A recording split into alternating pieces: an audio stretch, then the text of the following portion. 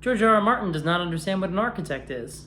As I alluded to last video, this month I'm going to talk a lot about outlining, and the big question that comes about is whether you should outline or just write as you go. Should you fly by the seat of your pants, called pantsing, or plot things out in advance, called plotting? There are fantastic writers and bad writers in both categories. I know that Neil Gaiman, Stephen King, and George R. R. Martin, who we'll be talking a lot about today, all write by the seat of their pants. I don't have a list, but I know there are a lot of those who do not. George R. R. Martin is somewhat famous for calling them gardeners versus architects. The way he describes it is that he likes to develop the story as it goes. He lays the seeds for the story that he thinks he would like to tell, but it's going to happen organically. He doesn't know what the characters are necessarily going to do when they get to certain points, which is why a story like Game of Thrones that has grown quite a bit in the telling has kind of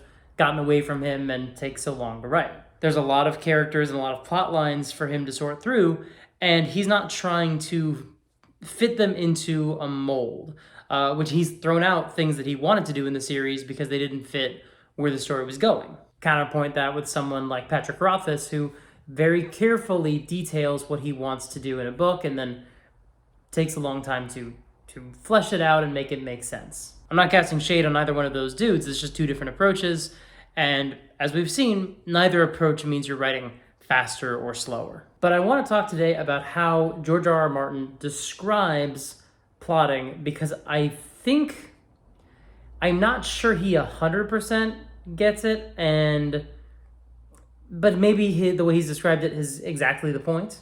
See, he very accurately describes pantsing as being a gardener, because you have an idea for the story you want to tell, you have an idea for what you're planting, you know that you're going to get tomato or potato or whatever it is, but you don't know what's going to happen once the story starts to unfold, once the seeds start to sprout. His argument against plotting, at least from his own perspective and how he approaches writing, is that once you've done the work, once you've outlined the story, you're basically done, as far as he's concerned. There are no more surprises, there are no sort of organic moments that can come about, at least this is in his perspective, and that outline from his perspective basically becomes the substitute for the final version, which is why he uses the term architect. The flaw I have with this analogy is that I've worked with architects. The problem with the architect analogy is that it's a not exactly accurate assessment of what the final product is. If you're a gardener,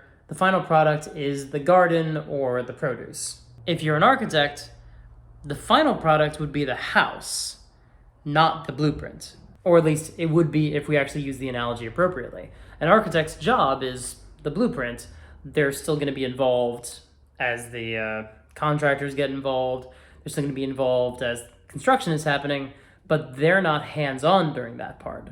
They are there to answer questions. That fits George's analogy in terms of how he feels like the work is then underwhelming once the outline is done. He doesn't like not feeling like he has anything left to do or say. The more apt analogy would be farmer, not architect. That's not my own devising. I don't remember where I first heard that term, and I haven't been able to find it, but that's the better counterpart to the gardener. Farmers need to spend a lot of time preparing before they plant the seeds, and once they've planted the seeds, their work is far from done. That's true with gardeners as well, but it's a better analogy for the writing itself, because farmers take a lot of time to figure out when they should plant, and what they should plant, and how they're going to take care of them every day. This is where I show my ignorance and show that I don't actually know a lot about farming, but there's a lot more prep work rather than a gardener who, yes, you need to get some fertilizer, you need to get some seeds and a spade probably, but that's really all you need. You can do more prep. You can absolutely spend some time on the internet and look up the best things to put in your soil to cultivate, etc., whatever, but the buy-in is much easier because all you need to do is sit down and look at it every day and groom it as needed. But that's why I really dislike the gardener architect analogy, because it sells the outline short. or maybe overstates it, or understates it, I'm not sure, but it's not accurate.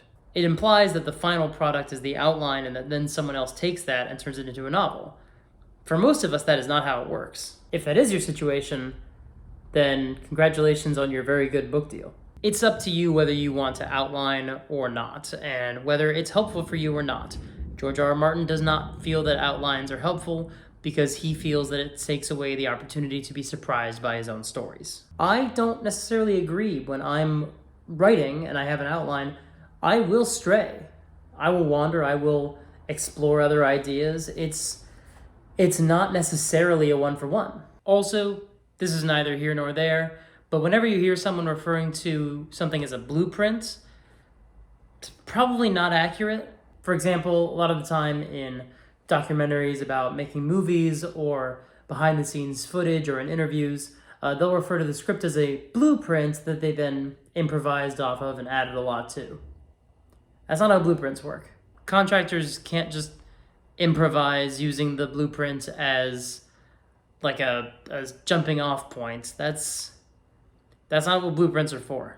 But anyway, that is the video on the difference between plotting and pantsing, specifically in regards to the gardener architect analogy. Or I guess technically that would be a simile. If you like the video, hit a thumbs up button, preferably the one on this video. If you want to see more videos like this one specifically or others by me, the subscribe button is for that. And let me know in the comments, are you a plotter or a pantser, or are you not sure yet? I'll be back next week with a new video about character arcs. I love you, Victoria.